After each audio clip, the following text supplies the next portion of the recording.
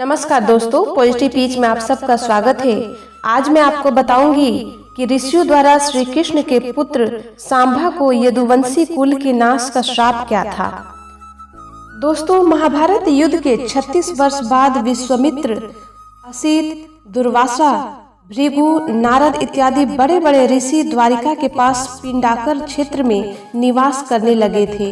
एक दिन कुछ उदंड यदुवंशी कुमार खेल खेल में उनके पास गए। शाम को गर्भवती स्त्री रूप में सजा कर ले गए और कहने लगे, हे ऋषिगण, आप सभी का ज्ञान अमोघ अबाध है। इसे पुत्र प्राप्ति की बहुत लालसा है। कृपया आप बताने का कष्ट करें कि इसकी गर्भ में पुत्र है या कन्या।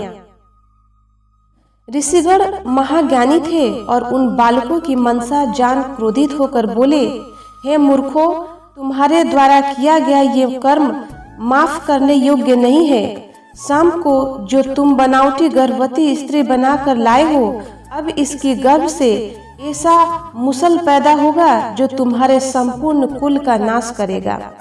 मुनियों का श्राप सुन यदुवंशी कुमार डर गए और जैसे ही उन्होंने शाम का पेट खोल के देखा, उसमें सच में लोहे की मुसल थी।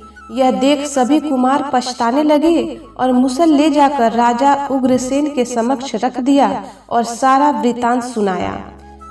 उनके चेहरे फीके पड़ गए थे और सभा में बैठे सभी जन भी यह सुन डर गए थे, क्योंकि वे जानते थे कि ब्राह्मणों के द्वारा दिया गया श्राप कभी खाली नहीं जाता। राजा उग्रसेन ने उस मुसल को चूरा चूरा करवाया और उस चूरे को तथा बचे हुए टुकड़े को समुद्र में फेंकवा दिया। लोहे के टुकड़े को एक मछली खा गई और चूरा लहरों के साथ बहकर समुद्र किनारे आ गया और उससे बिना गांठ की घास उग गई। मछली पकड़ने वाले ने उस मछली को पकड़ लिया जिसके पेट में लोहे का टुकड़ा था। जरा नामक व्याध को जब वो लोहे का टुकड़ा मिला, उसने उसे अपने तीर के आगे लगा दिया।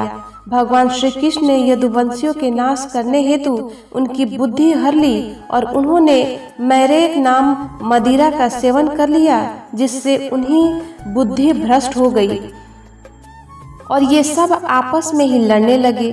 लड़ाई ने कब युद्ध का रूप ले लिया पता ही नहीं चला।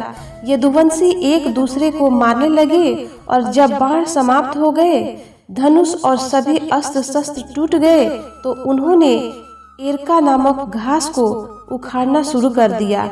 यह वही घास थी जो ऋषियों के श्राप से उत्पन्न हुए मुसल के चूर्ण से पैदा हुई थी। यदुवंशियों के हाथ में आते ही वो वज्र के समान कठोर मुद्गरों के रूप में आ गया। यदुवंशियों ने उसी घास से एक दूसरे का संहार कर दिया। बलराम जी ने भी समुद्र तट पर परमात्म चिंतन करते हुए अपने मनुष्य शरीर का परित्याग कर दिया। दोस्तों, वीडियो को लाइक, कमेंट्स और सब्सक्राइब जरूर करें ताकि ऐसे ही वीडियो आप लोगों के लिए लेकर आते रहूं। फिर कल मिलेंगे एक नई जानकारी के साथ। तब तक हंसते रहिए, मुस्कुराते रहिए। आपका समय शुभ हो। धन्यवाद।